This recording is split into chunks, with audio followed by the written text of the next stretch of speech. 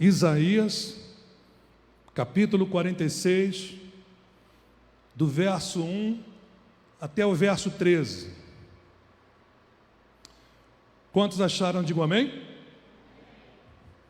Se você não tiver a Bíblia hoje aqui, você pode acompanhar no projetor, tá bom? Queridos, diz assim a palavra de Deus: Bel se encurva, Nebo se abaixa, os ídolos são postos sobre os animais, sobre as bestas. As cargas que costumáveis levar são canseira para as bestas já cansadas. Esses deuses juntamente se abaixam e se curvam, não podem salvar a carga. Eles mesmos entram em cativeiro. Ouvi-me, ó casa de Jacó, e todo o restante da casa de Israel.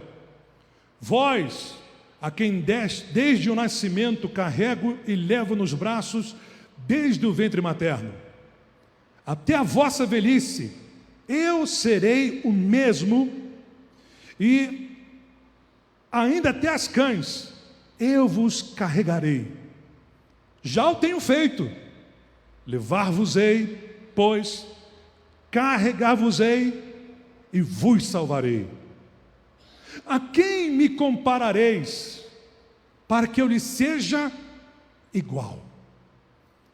Vamos ler esta perguntinha juntos? A quem me comparareis, para que eu lhe seja igual?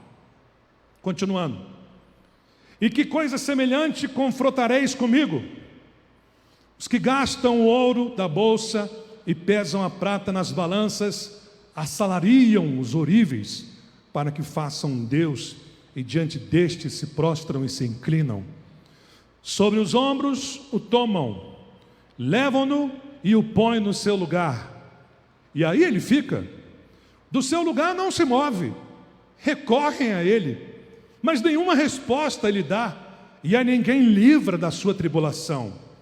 Lembrai-vos disto e tende ânimo. Tomai-o a sério, ó prevaricadores. Lembrai-vos das coisas passadas da antiguidade, que eu sou Deus, e não há outro. Eu sou Deus, e não há outro semelhante a mim. Você pode repetir isso comigo?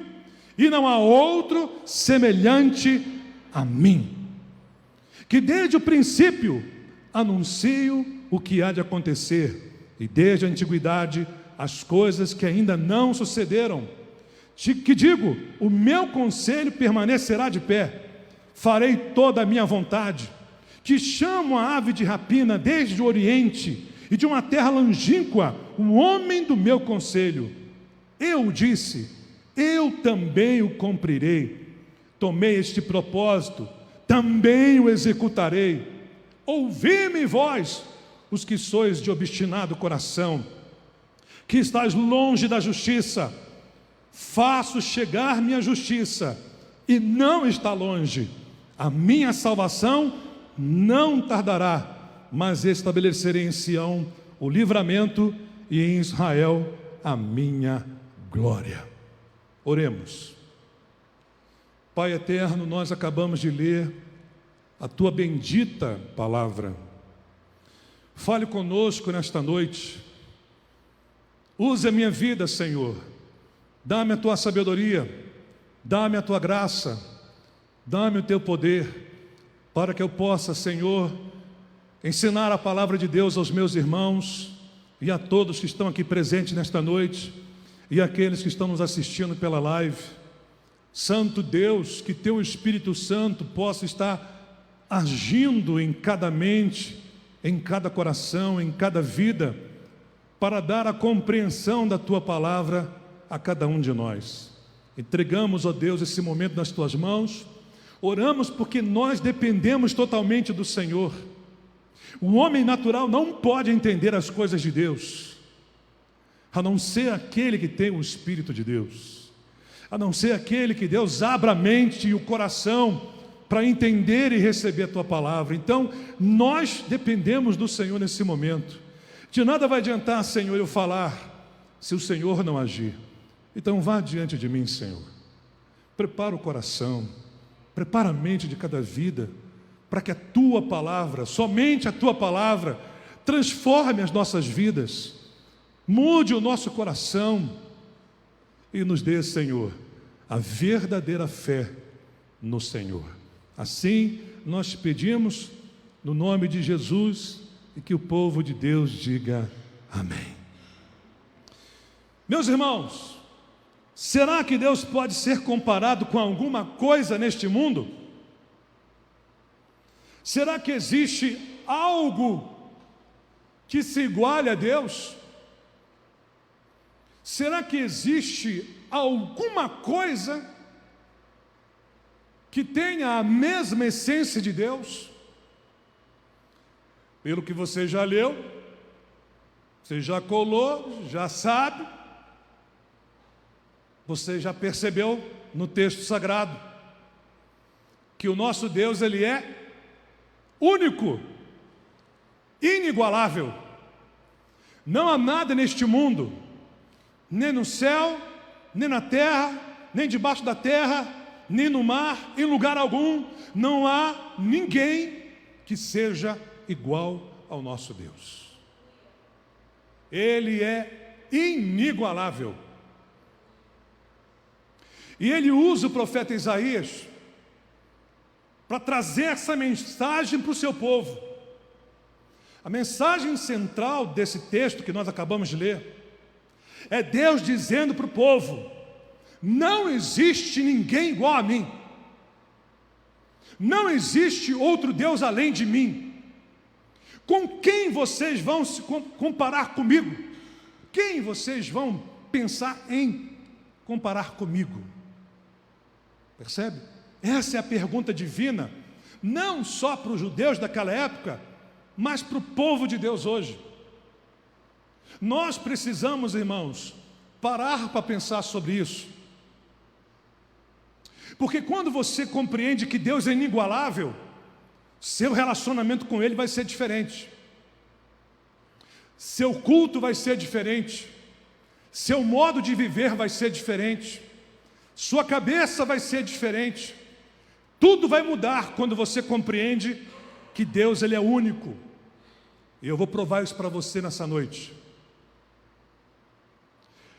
O texto que nós lemos, meus irmãos, mostra aqui algumas razões pelas quais nós podemos compreender que Deus é inigualável.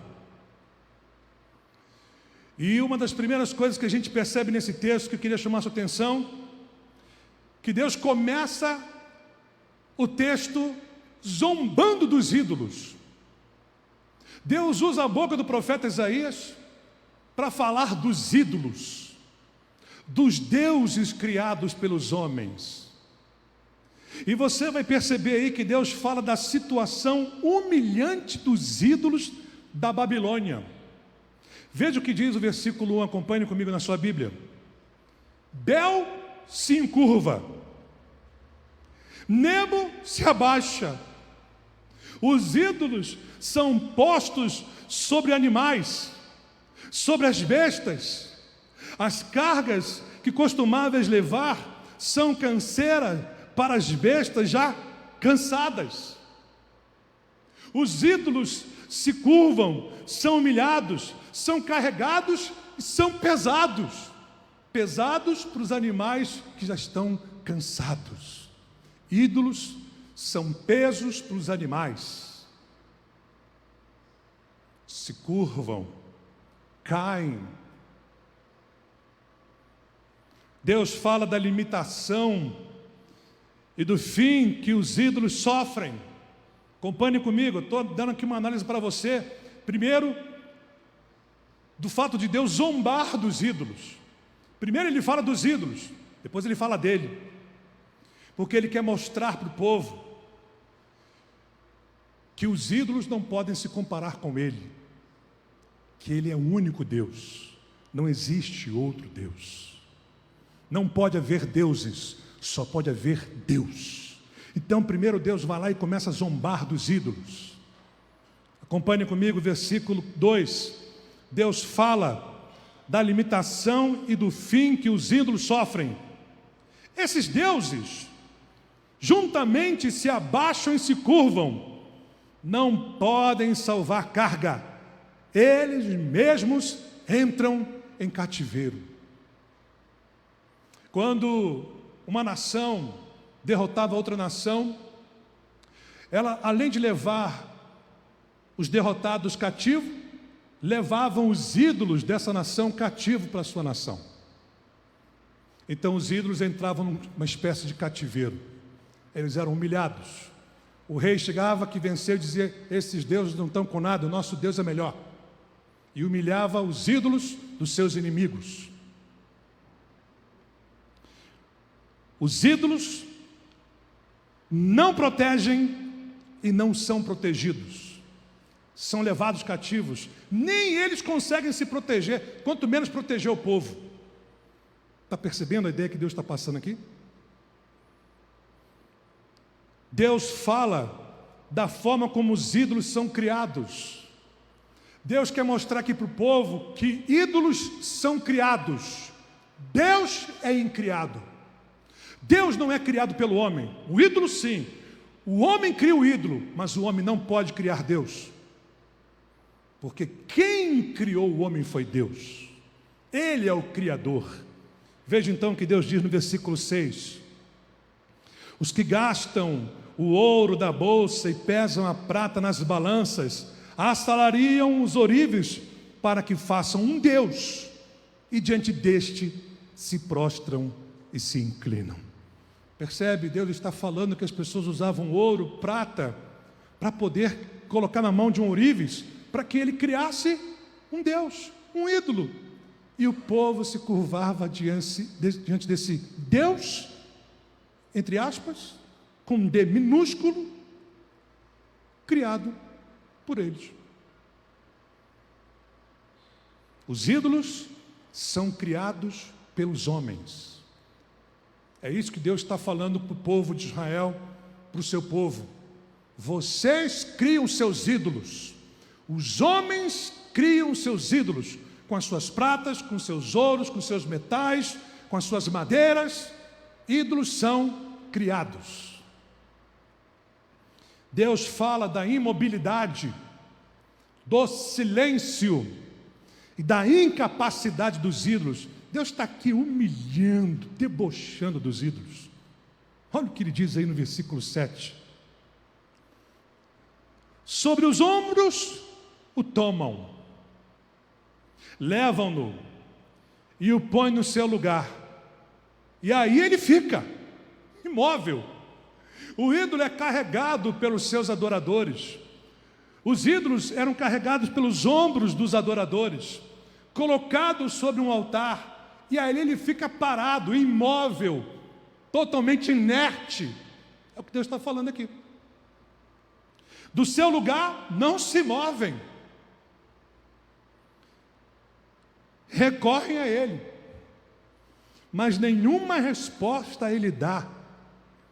Nenhuma resposta o ídolo dá, porque ele não fala. E diz o texto aí: e a ninguém livra da sua tribulação. Oh, meus irmãos, como o nosso país está enganado, como grande parte da população brasileira está enganada, porque muitos brasileiros fazem isso, carregam seus ídolos, seus deuses, seus santos, suas imagens em seus ombros, colocam ali no altar e ali se curvam e adoram um Deus imóvel, um Deus que não responde e um Deus que não os livra das tribulações. E estão lá adorando, que nem os judeus. Ídolos não se movem, não falam, não salvam. É o que Deus está mostrando para os judeus. Seus ídolos não se movem, não respondem e não são capazes de livrar vocês das suas tribulações. Agora, Deus se volta para ele. Agora, Deus vai falar a respeito dele. Agora você vai ver o que Deus faz, que os ídolos não fazem.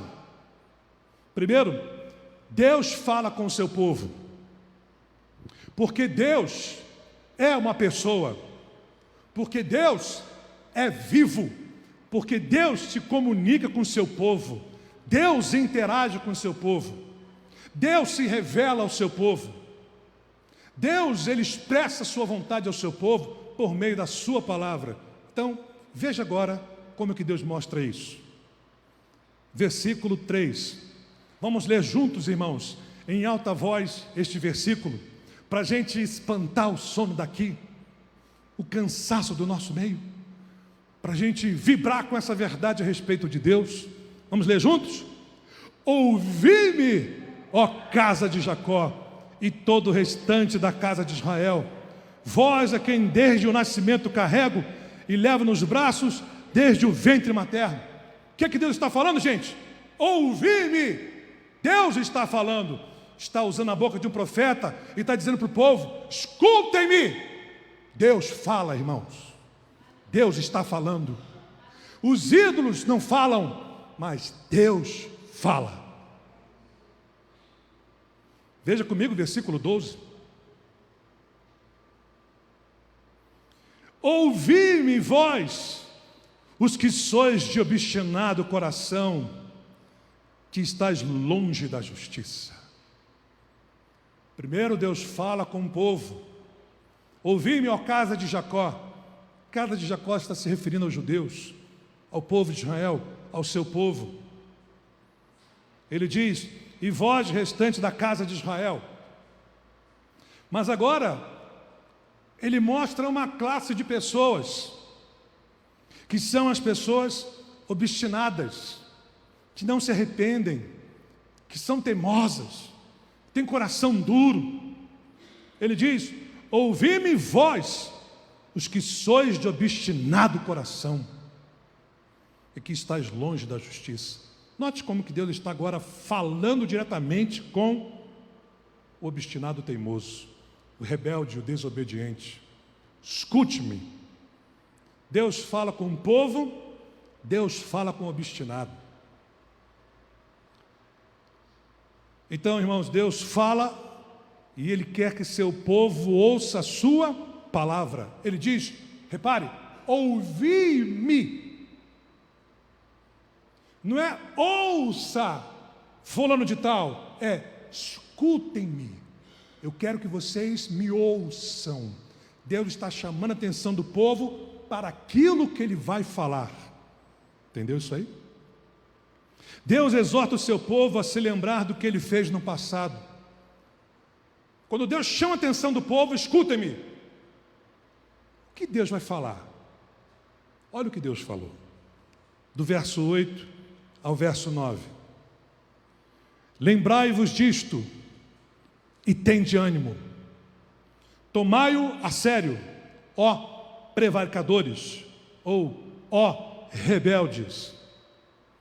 Lembrai-vos das coisas passadas da antiguidade, que eu sou Deus e não há outro. Eu sou Deus e não há outro semelhante a mim. Ou seja, eu sou único, não há outro Deus igual a mim. Só que Deus está chamando o povo para lembrar das coisas passadas, lembrar das coisas da antiguidade. Sabe o que Deus está querendo mostrar com isso, irmãos? Mostrar ao povo, trazer à memória do povo o que Ele fez no passado, libertando o povo lá do Egito, guiando o povo no deserto, dando a terra prometida para esse povo e mantendo esse povo. Eu quero que vocês lembrem do que aconteceu no passado. Lembrai-vos das coisas passadas da antiguidade, que eu sou Deus e não há outro Deus, não há outro além semelhante a mim. Na NVT diz assim: não se esqueçam disto, tenham-no em mente, lembre-se bem, ó rebeldes, lembre-se do que fiz no passado. Pois somente eu sou Deus e não há outro semelhante a mim. Deus está ordenando o povo a se lembrar do que ele fez no passado, porque o passado, a história prova que Deus é único. Porque nenhum Deus libertou o povo de Israel como Deus libertou. Nenhum Deus cuidou do povo no deserto como Deus cuidou. Nenhum Deus deu uma terra prometida como Deus deu. Ele é único e o povo tinha que lembrar sobre isso. É a palavra de Deus para o povo. Terceiro, Deus ele cuida do seu povo. Quando Deus ele fala com o povo, ele vai falar do cuidado que ele teve com o povo. Veja o que diz o versículo 3. Ouvi-me, ó casa de Jacó, e todo o restante da casa de Israel, vós, a quem desde o nascimento carrego e levo nos braços, desde o ventre materno. Sabe o que Deus está dizendo aqui para o povo? Que Ele cuidou do povo desde o dia em que Ele criou esse povo, desde quando Ele chamou esse povo, desde quando Ele formou esse povo. É Deus que tem carregado esse povo, diferente dos ídolos que são carregados pelo povo. O verdadeiro Deus carrega o seu povo, cuida do seu povo, sustenta o seu povo. É diferente. Esse Deus é diferente. Ele diz: desde o nascimento carrego e levo nos braços desde o ventre materno. Meus irmãos, quem nos carrega hoje, nos sustenta, é Deus. Não é um ídolo, é Deus. Deus nos mostra aqui que Ele cuidará do seu povo até na sua velhice, até o fim da sua existência. Deus está dizendo: eu vou cuidar de vocês. Olha o que diz o versículo 4, acompanhem comigo, por favor. Até a vossa velhice, eu serei o mesmo. E ainda até as cães, eu vos carregarei. Já o tenho feito.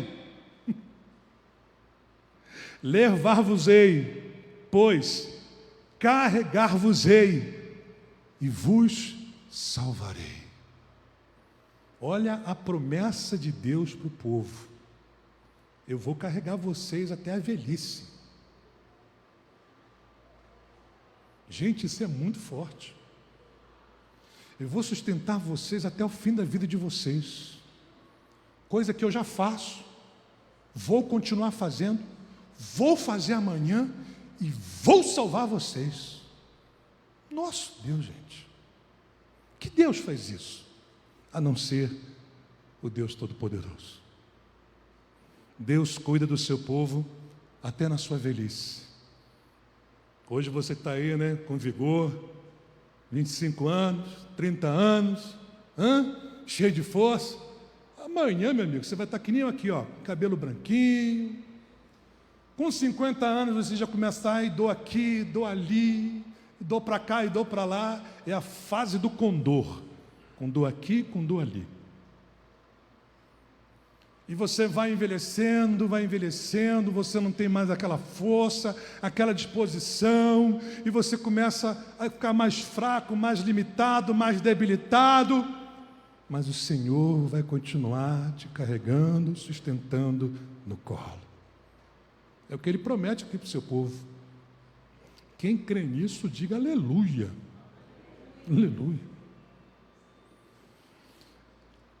Meus irmãos,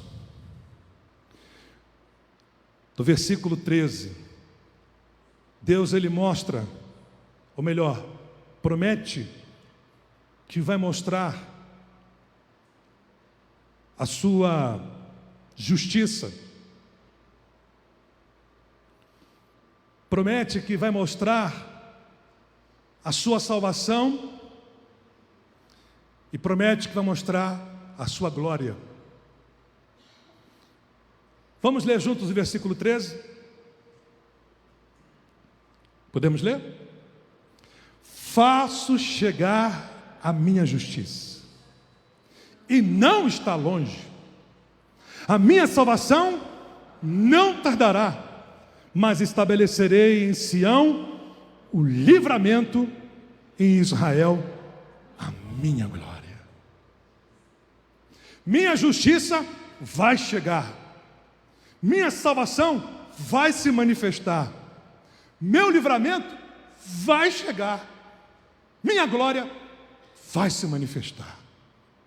É a promessa que Deus faz para o seu povo: vou fazer justiça. Sabe quando isso vai acontecer? Quando o Filho de Deus se manifestar nas nuvens.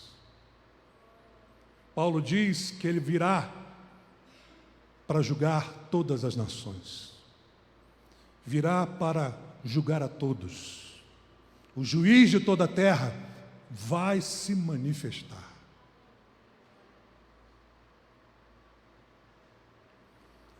E ele vai trazer salvação para todos aqueles que confiaram nele.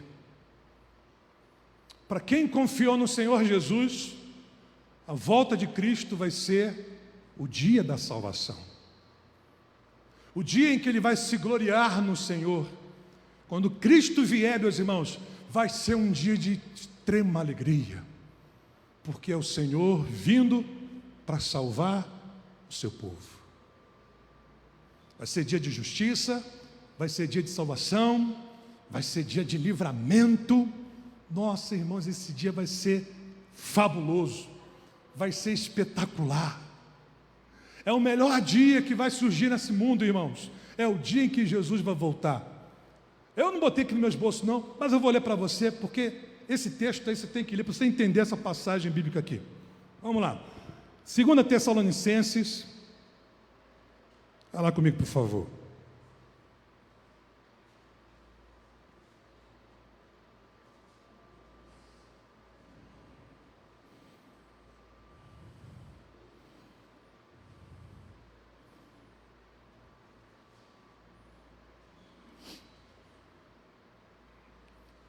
Queridos, quando é que vai acontecer essa justiça de Deus, essa salvação de Deus, esse livramento de Deus, essa glória de Deus?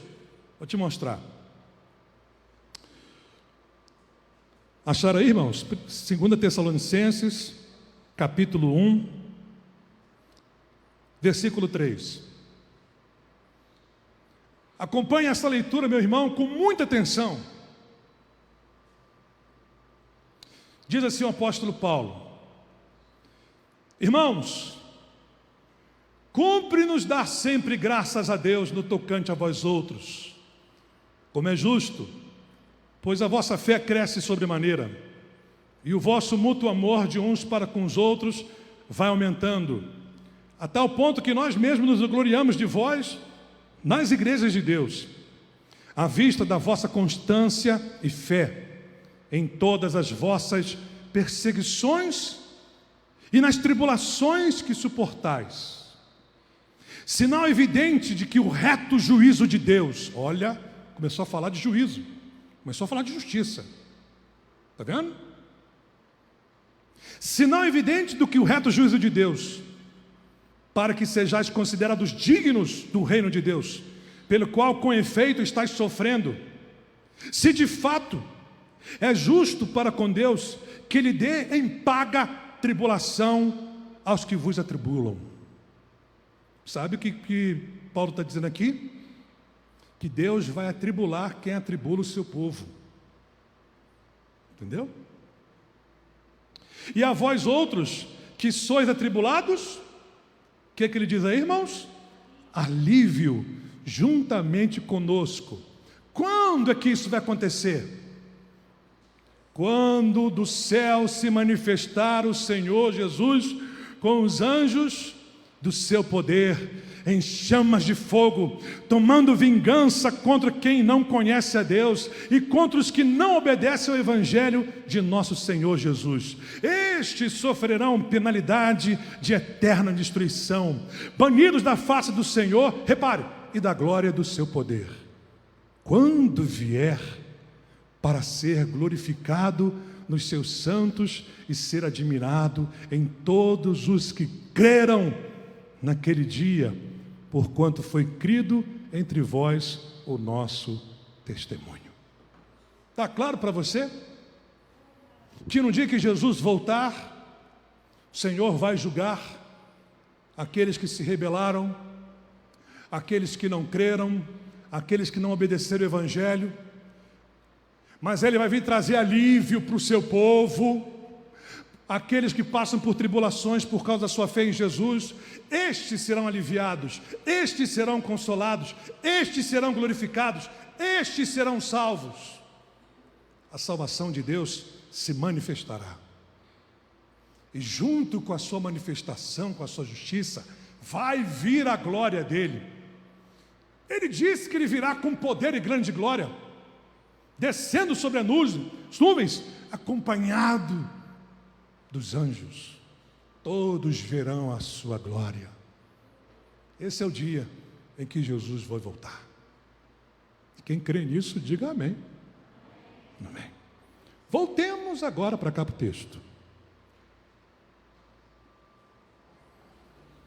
Por último, irmãos, nós vamos entender que Deus, Ele prova que é único para o seu povo. Agora, sabe aquela prova incontestável? Você que é advogado, vocês têm advogado, juiz aqui, procurador, sabe aquela prova que é apresentada e você diz assim, agora já era. Não tem mais como refutar isso aqui. É isso aí, pronto, agora o juiz vai tomar decisão e não tem mais jeito. É a prova irrefutável, que não dá para defender, que não tem contra-argumentar. Qual é a prova que Deus dá que Ele é Deus? Leia comigo, versículo 9 e 10. Deus, Ele vai mostrar que só Ele pode saber o futuro, só Ele pode definir o futuro, só Ele pode dizer como o futuro será. É o primeiro argumento de Deus. Versículo 9. Lembrai-vos das coisas passadas da antiguidade, que eu sou Deus e não há outro, eu sou Deus e não há outro semelhante a mim, que desde o princípio anuncio o que há de acontecer, e desde a antiguidade as coisas que ainda não sucederam. Sentiu o drama? Sou eu que digo lá no passado o que vai acontecer no futuro. Este é Deus, que não é pego de surpresa, mas é o Deus que escreve a história, meus irmãos, que controla a história, que diz como vai ser a história. Esse realmente é Deus. É o que Deus está mostrando aqui. Que desde o princípio anuncio o que há de acontecer. Isso nos remete àquele momento em que Deus fala que o descendente da mulher vai pisar a cabeça da serpente. Lá no início da história da humanidade, Deus já está dizendo o que o filho vai fazer com o diabo. Isso é tremendo, gente. Só Deus que faz isso. Isso nos mostra que Deus é onisciente. A divindade tem que ser onisciente. Ela tem que saber o futuro. Segundo, irmãos, Deus, Ele cumpre os seus planos. Deus, Ele revela o futuro. Ele não chuta. Isso é importante, hein? Deus, Ele não chuta. Ele revela exatamente o que vai acontecer. E além disso, Ele cumpre os seus planos. Tudo que Deus planejou lá na eternidade, Ele está cumprindo fielmente, certo, o que Ele planejou. Olha o que diz o texto, versículo 10. E desde o princípio anuncio o que há de acontecer, e desde a antiguidade as coisas que ainda não sucederam, que digo, o meu conselho permanecerá de pé, farei toda a minha vontade. o meu conselho permanecerá de pé, e a minha vontade vai ser feita. Sabe o que é isso? Deus é soberano. Ninguém pode passar por cima de Deus. Ninguém pode frustrar os planos de Deus. O que Deus determinou, Ele vai cumprir. Ele é um ser irresistível. O que Ele vai fazer, ninguém pode pará-lo. Ninguém pode intervir contra o que Deus vai fazer. Você entende? Ele faz a sua vontade.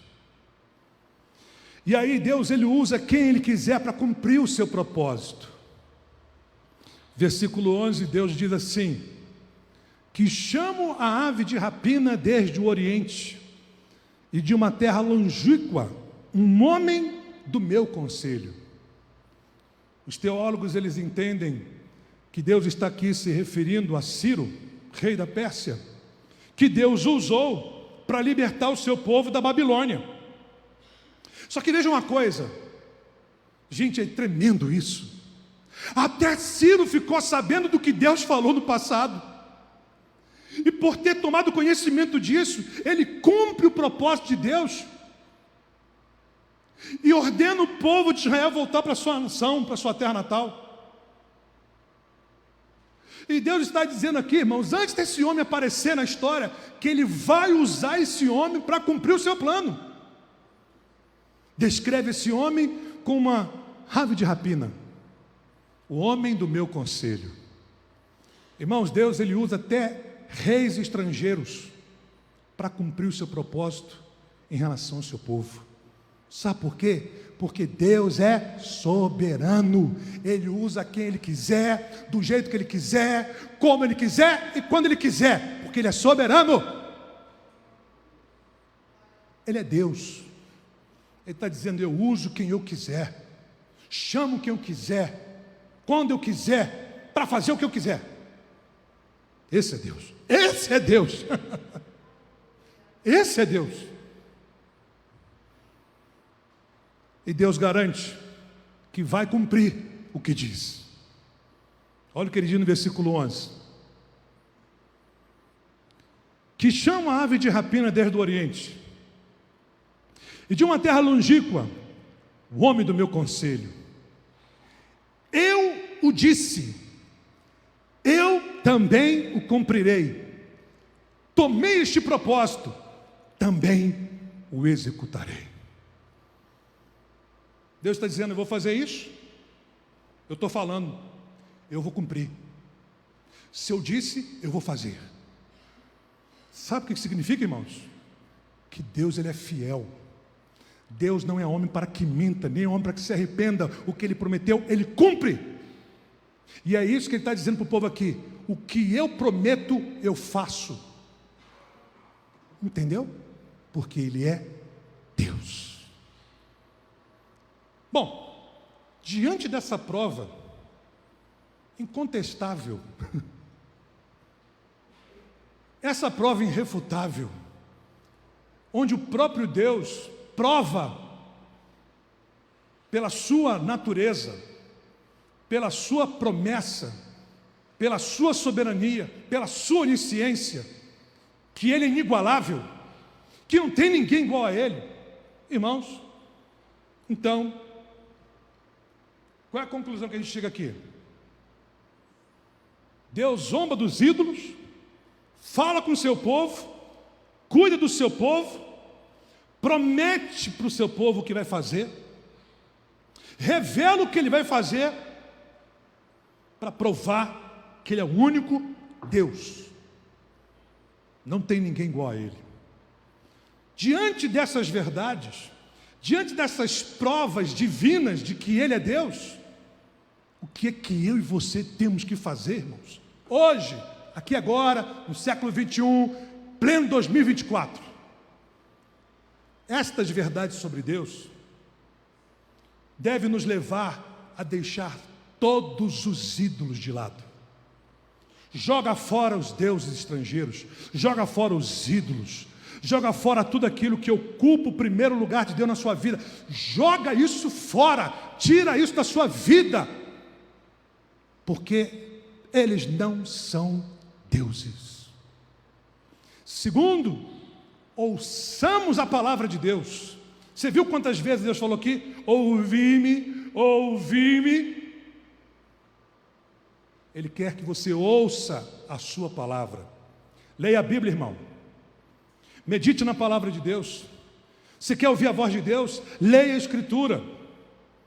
Leia a Bíblia, Deus vai falar com você. É a melhor forma, a forma mais segura de ouvir a voz de Deus é lendo a Bíblia. Leia a Bíblia, ouça a palavra de Deus. Deus, Ele quer falar conosco. Amém, igreja? Terceiro, confiemos no cuidado de Deus. Quem é que está te carregando, irmão? Quem é que está te sustentando? Os ídolos carregamos, mas Deus nos carrega. Te carrega desde quando você existiu, até agora e até o fim da sua vida. Até a sua velhice, é Deus que vai te carregar. Então confie nele, dependa dele, creia nele. E por ele ser o único Deus, então ele tem que ser glorificado, então ele tem que ser adorado, então ele tem que ser engrandecido, ele tem que ser exaltado. E é isso que Deus espera do seu povo, que o seu povo o adore, mas o adore de todo o coração, o ame com toda a sua força, com todo o seu ser, com todo o seu entendimento. Que o povo preste um culto, irmãos, com fervor, com algo que sai do coração. Não é uma adoração mecânica, uma adoração robótica, uma adoração sem vida, mas uma adoração que sai aqui, ó, do coração, que faz você chorar de emoção por você ter provado da graça, da misericórdia de Deus, que faz você cantar com toda a sua força, que faz você levantar suas mãos, que faz você se humilhar diante dEle, que faz você dar glória a Deus, que faz você exaltar ao Senhor, que faz você dar graças a Deus, porque você experimentou da graça de Deus na sua vida, você provou do livramento de Deus, você foi tirado do império das trevas, foi trazido para o reino do seu Filho amado Jesus, você é uma nova criatura, você foi perdoado de todos os seus pecados, foi salvo pela graça. Como que nós vamos, irmãos, prestar um culto frio para Deus? De um Deus vivo e poderoso, soberano. Você o ama de todo o coração, você cultua com alegria, você expressa sua adoração a Deus, porque para você realmente Ele é Deus. Não é essa adoração de boca, que o próprio Jesus condenou, que o próprio Isaías aqui condena. Vocês me louvam com os lábios, mas o coração de vocês está longe de mim. Está entendendo, irmão? Deus, Ele quer ser adorado porque Ele é Deus. Ele é Deus.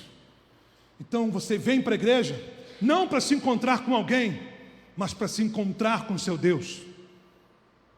Você vem para a igreja porque você ama o Senhor, porque você sabe que nesse dia você vai glorificar a Deus.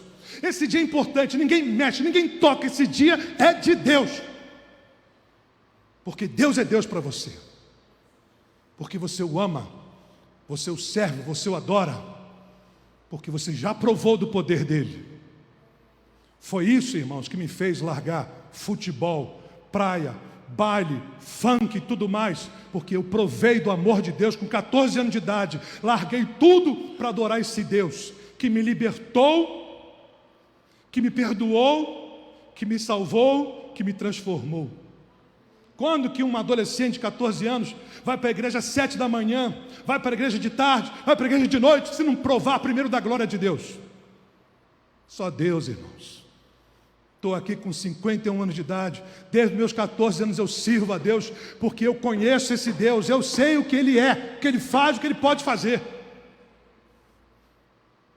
Então, eu venho para a igreja, não porque eu sou pastor. Antes de ser pastor, eu já adorava a Deus, eu já servia a Deus, eu já cultuava a Deus. Para mim, ser pastor é consequência do meu relacionamento com Deus.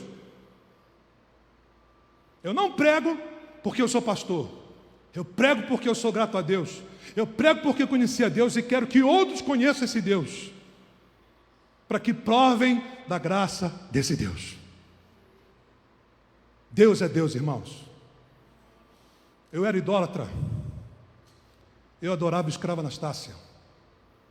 6 horas da tarde eu estava orando para São Jorge, orava para São Cosme e Damião, e oprimido, e perturbado, endemoninhado, doente, enfermo,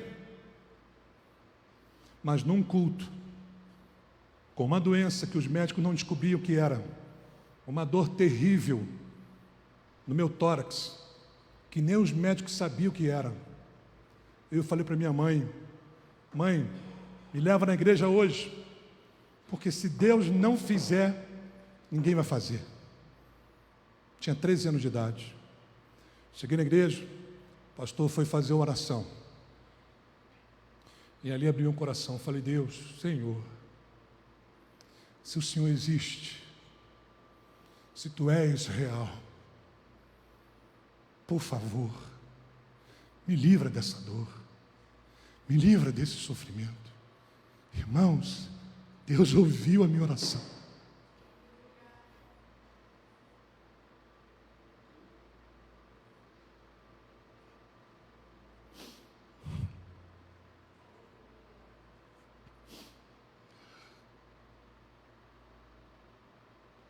Porque Ele é Deus, irmãos.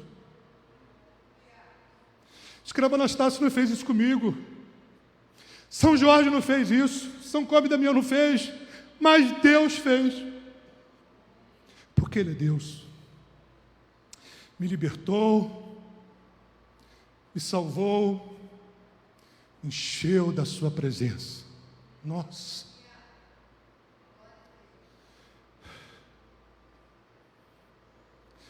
As pessoas precisam conhecer Deus. E o culto, irmãos, é para a gente expressar nossa adoração a Deus. É para a gente demonstrar o quanto nós somos gratos para Deus. Quando você conhece Deus, quando você prova do poder de Deus, você o adora. Amém?